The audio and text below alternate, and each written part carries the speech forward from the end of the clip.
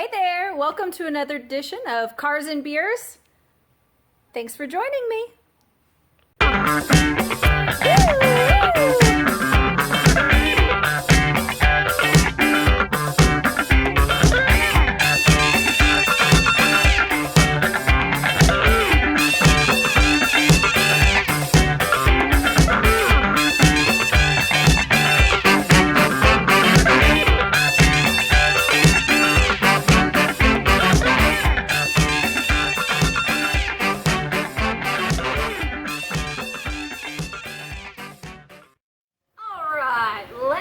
Introduce you to Eegor the Eyesore.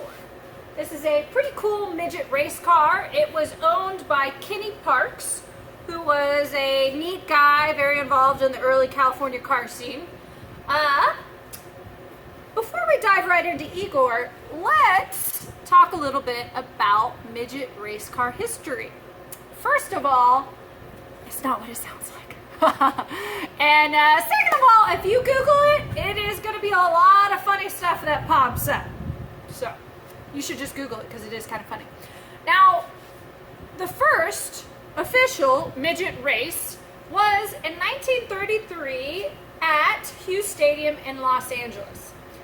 Within a year after that race, the popularity of midget racing would spring internationally, which is pretty cool and pretty fast for a motorsport.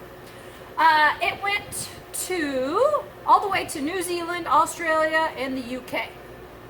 Kind of cool. Now, I guess it shouldn't be that much of a shocker that a motorsport such as midget racing caught on so fastly, or quickly, whatever. Now, why that is because it was friggin' dangerous, and people like dangerous stuff. We like to watch it. It's cool.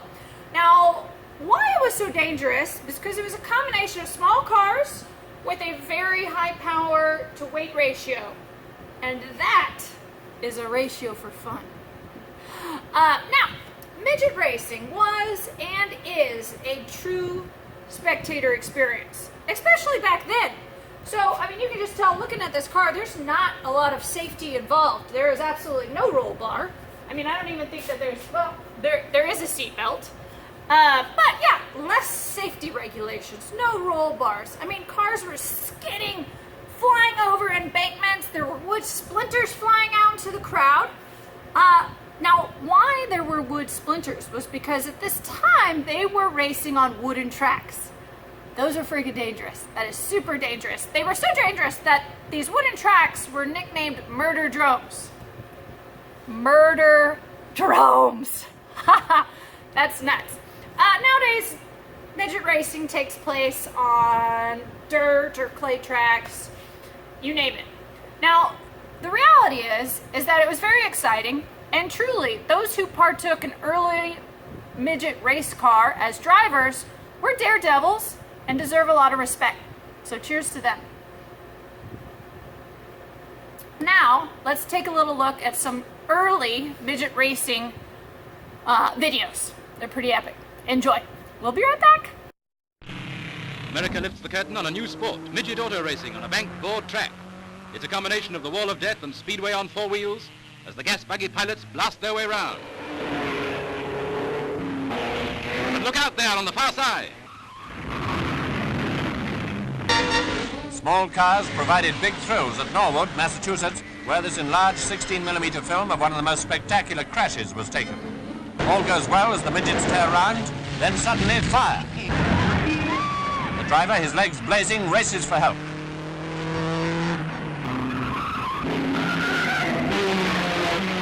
But hold tight as one of the cars dives off the track and the driver misses death by the thickness of tissue paper.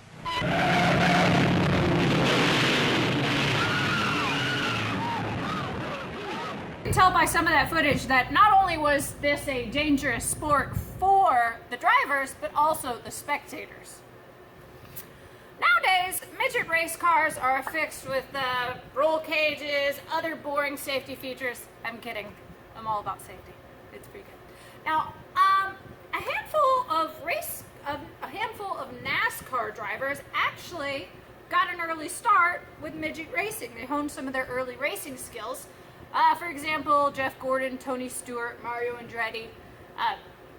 clearly the midget race cars that they were racing didn't look like this. At an average, midget race cars, should I say, have a wheelbase of 66 to 76 inches. They are a one-seat open cockpit car, and I'll give you a look at the engine.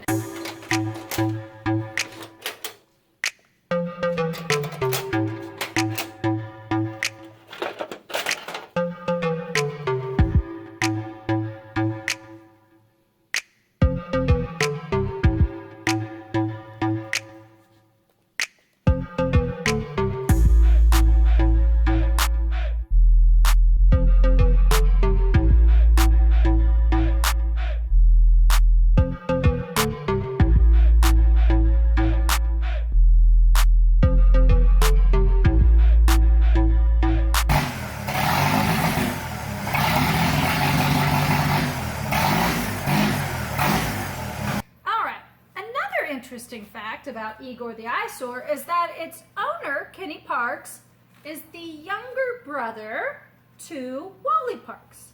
Some of you might be familiar with the name Wally Parks, especially if you enjoy watching hot rod racing, because Wally Parks is considered the grandfather of hot rod racing. That's cool. Now, Wally was the founder of NHRA, that is the National Hot Rod Association. He was also one of the key players, one of the major key players really, in establishing hot rod racing as a legitimate motorsport, okay? Early hot rod racing wasn't exactly legal, and it really wasn't, there weren't a lot of regulations, rules. It usually happened in the middle of the road, in the middle of the night somewhere. So, Wally changed that. He was a huge promoter of hot rod safety and regulations. He traveled across the country, all across the U.S., performing these things he called safety safaris, in which he went to various tracks and showed them basically, hey, this is how you can race hot rods safely. That's really nice. Now, Wally also served as editor of Hot Rod Magazine, and he was a big part in the start of Motor Trend Magazine. So, cheers to the Parkses.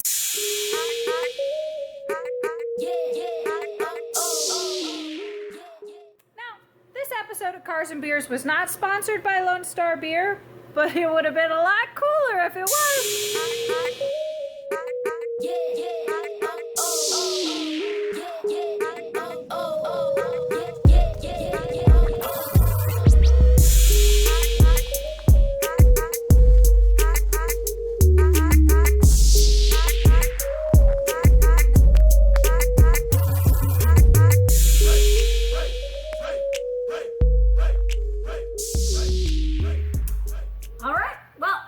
Enjoyed this little foray that we had into Eegor the Eyesore, midget car racing, the Parks' brothers, and a little bit of hot rod racing.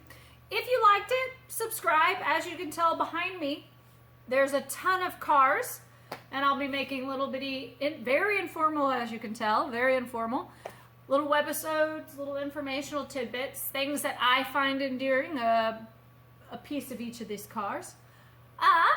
So, if you like it, tell me about it. If you don't like it, keep it to yourself.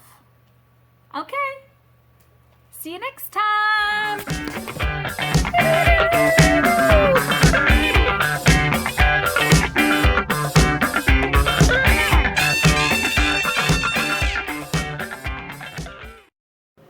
All right, well, one last little tidbit. Igor will be on auction, sadly, in October. Haven't quite come to terms with this, but it will be on auction at the Corpus Christi Old Car Museum auction that's being put on by Worldwide Auctioneers. It's a little bit of a tongue twister. Now, if you are interested in bidding, go on to Worldwide Auctioneers website and register to bid, and you can take home Igor the Eyesore. You better be cool if you do. This is gonna go to a loving home.